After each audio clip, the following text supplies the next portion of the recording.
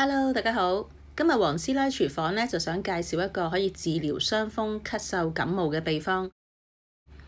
咁材料方面呢，我就用咗香茅3支啦。咁如果大粒嘅葱頭呢，你可以用1至2粒。咁如果係細粒嘅呢，就用5至6粒啦。咁薑呢就有8片，紅糖呢就有半片至1片。咁水呢，如果係治療嘅作用嘅呢，咁我哋可以用1.5公升水啦。咁啊煲埋大概係500毫升度。咁如果係作保健用途嘅，咁你可以用2.5公升水。咁香茅呢就有治療風濕、偏頭痛同埋改善消化系統嘅功能嘅。咁佢又可以治療喉嚨痛啦、發燒、咳嗽同埋腸炎。咁佢又可以增進我哋嘅食慾，咁同埋佢係好香嘅。咁佢又可以治療風濕痛、粉刺，同埋亦可以收斂肌膚。對於嗰個情緒不安啊，咁佢又有舒緩作用啦。咁香茅咧仲可以除臭同埋驅蟲嘅。咁其實佢有好多好處。咁同埋咧佢有陣香味嘅。如果你攞嚟煲水咧，都係相當好味嘅。咁薑咧有驅寒啦、健胃啦、止嘔吐啦，同埋殺菌嘅作用嘅。咁我哋大概攞1嚿啦。咁呢個係紅葱頭嚟嘅，咁佢又係有抗菌消炎嘅作用。咁尤其是咧對於心血管疾病咧，咁佢都有預防作用嘅。咁因為咧佢又可以降血糖同埋降血脂嘅。咁啲材料咧就好簡單，咁我哋清洗下佢啦。咁同埋咧呢個秘方咧，即係我見到佢講嘅咧就係需要連皮一齊用嘅。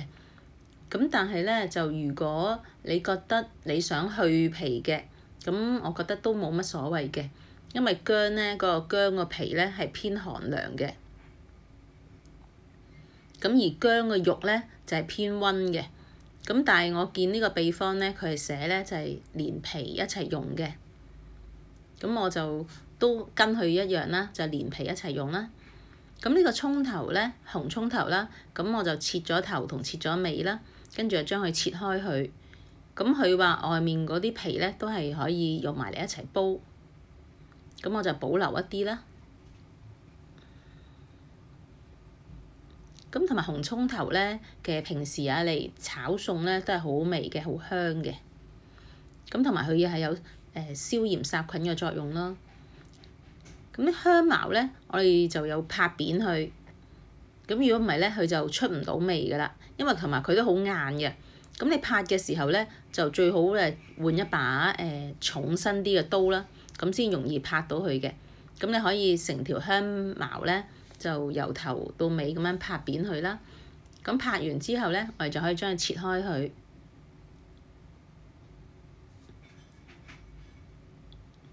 咁樣咧，佢就會容易出味啲啦。咁啲材料咧就好簡單啦。咁我哋就預備好啦。咁我哋就可以去煲一啲水。咁由於我自己咧今次都係作保健用途嘅。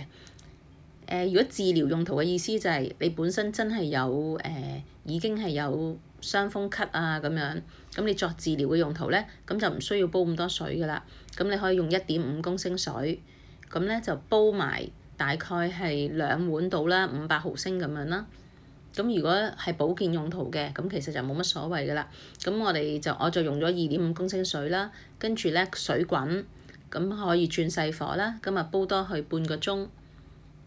咁如果係治療嘅用途嘅咧，咁你可以唔使加糖嘅，即係如果你又飲得到嘅，你可以唔使加糖嘅。咁但係如果你譬如有小朋友啊，咁佢哋鍾意甜甜地嘅，咁你可以加啲糖啦。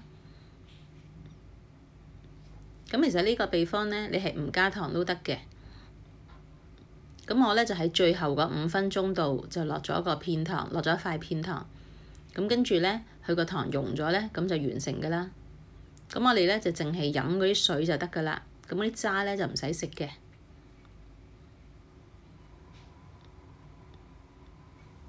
咁如果鍾意我條片嘅，就 like、share 同埋 subscribe 我 channel 啦。咁同埋我亦好歡迎你哋喺我片下面留言嘅。咁另外喺我 channel 裏面咧，我有好多唔同嘅播放清單嘅。咁你哋咧就可以有時間可以撳入去我啲播放清單裏面睇片啦。咁同埋我咧，其中有個播放清單叫郊遊樂啦，咁係啲本地嘅行山片啦，同埋水上活動嘅片嚟嘅。咁風景都好靚啦，咁你有時間可以睇下嘅。咁同埋最近咧，就我唔知係咪 YouTube 有問題啦。咁我喺我片下面以前有好多藍色嘅 link 咧，咁係呢啲播放清單嘅。但係咧而家最近咧係開唔到嘅，咁所以你可能需要係入翻落我本身我個 channel 裡面啦，咁啊再揀我啲播放清單咁樣嚟睇啦。咁同埋喺我片下面咧有紅色訂閱嗰個位置啦，撳咗之後撳埋隔離個鐘仔，選擇全部，咁啊訂閱成功㗎啦，係費用全免嘅。咁如果鍾意我條片，仲係 like 埋佢添。咁下次再見啦，拜拜。